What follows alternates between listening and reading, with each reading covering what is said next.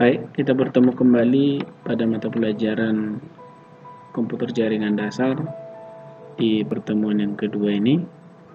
Pada mata pelajaran sebelumnya, anak didik kami juga sudah belajar tentang bagaimana cara menerapkan kesehatan, keselamatan, keamanan kerja, dan lingkungan hidup di pertemuan yang pertama. Pada pertemuan ini, kita akan mempelajari tentang bagaimana menerapkan perakitan komputer. Ada beberapa tujuan dari pembelajaran ini. Yang pertama, anak didik kami harus mampu memahami dasar komputer.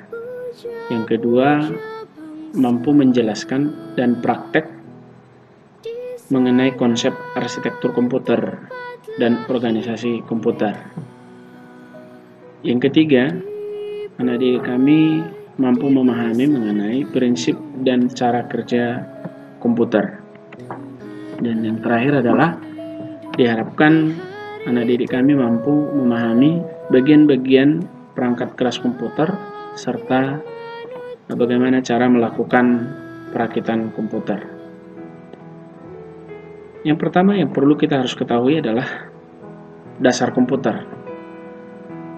Di pelajaran sebelumnya juga anak didik kami sudah disuguhkan atau sudah ada pada materi tentang pengertian komputer.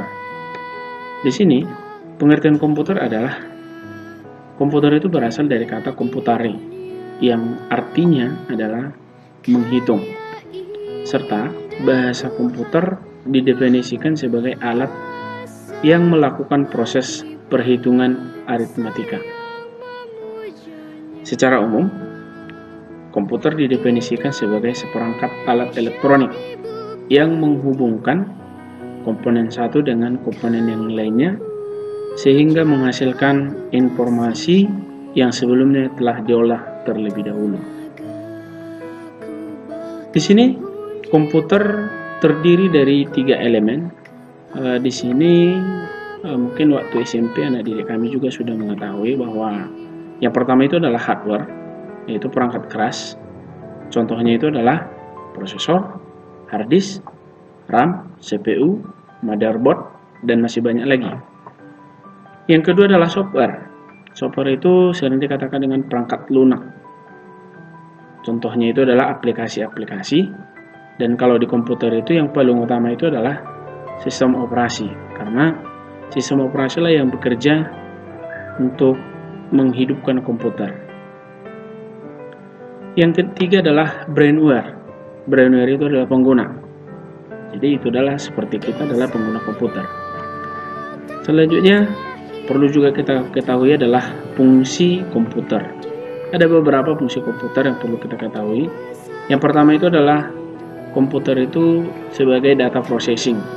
Artinya komputer dapat digunakan untuk mengolah atau pengolahan data sehingga dapat menghasilkan output berupa suatu informasi. Misalnya, yang diolahnya itu adalah berupa dokumen, teks, suara, kata, objek, video, gambar, dan grafik, dan masih banyak lagi. Yang kedua adalah data store. Data store itu berfungsi untuk pengamanan dan pemakaian data kembali. Artinya, disimpan data itu untuk dapat digunakan kembali. Di sini contoh, ketika kita menggunakan Microsoft Word, kita dapat melakukan penyimpanan atau save data tersebut ke dalam hard disk dan juga dapat mengambil kembali data tersebut. Biasanya itu open atau dibuka. Yang ketiga fungsi dari komputer ini adalah data movement, yaitu dapat melakukan pemindahan data dari satu komputer ke komputer lain atau alat-alat output. Misalnya zaman sekarang ini handphone. Data yang di handphone itu sekarang udah bisa kita pindahkan ke komputer, atau data yang di komputer sudah bisa kita pindahkan ke perangkat handphone yang kita gunakan. Dan yang keempat adalah kontrol. Artinya di sini adalah sebagai kendali untuk data-data.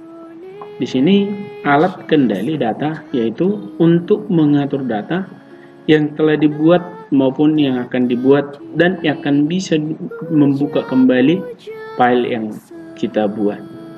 Itulah beberapa fungsi dari komputer. Selanjutnya,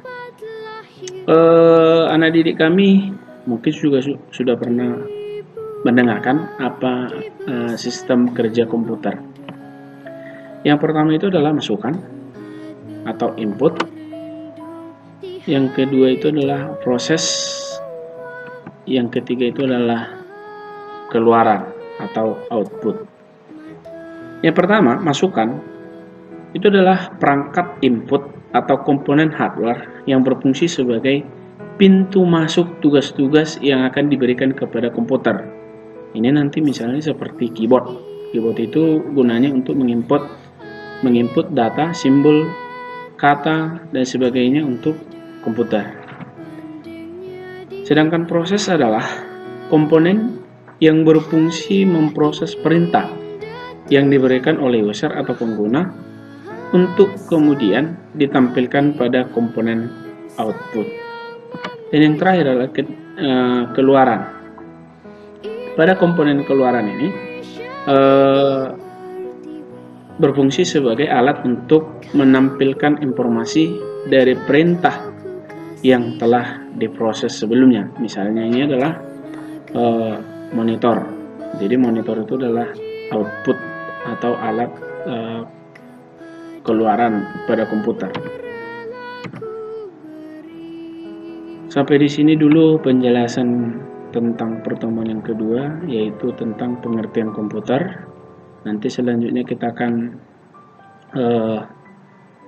bertemu di pertemuan yang ketiga tentang arsitektur komputer dan prinsip kerja komputer.